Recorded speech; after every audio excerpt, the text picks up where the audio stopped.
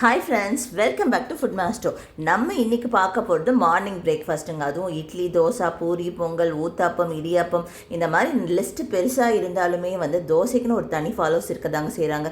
Plain தோசையில் start பண்ணி podi dosa, masala dosa, egg dosa, ghee dosa, onion dosa இந்த மாதிரி தோசை வெரைட்டி நிறைய இருக்குங்க.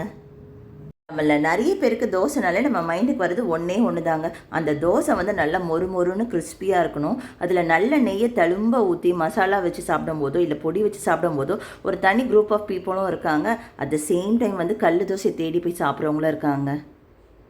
பேரு தாங்க கல் தோசை. பட் இந்த தோசை அவ்வளோ சாஃப்டாக இருக்க காரணமே ஒரு பெரிய டம்ளர் ஃபுல்லாக நம்ம பச்சரிசி எடுத்துக்கிறோம். அரை டம்ளர் உளுந்து, அரை டம்ளர் ஜவ்வரிசி, அரை டம்ளர் புழுங்கல் அரிசி, அப்புறம் 1 ஸ்பூன் அளவுக்கு நம்ம வெந்தயம் இதெல்லாம் போட்டு 4 மணி நேரம் ஊற வச்சு 8 மணி நேரம் கழித்து நம்ம தோசை ஊற்றும் போது தோசை அவ்வளோ சாஃப்டாக இருக்கும். கார சட்னி வச்சு சாப்பிட்டு பாருங்கள், கட்டாயம் பிடிக்கும். தேங்க்ஸ் ஃபார் வாட்சிங்.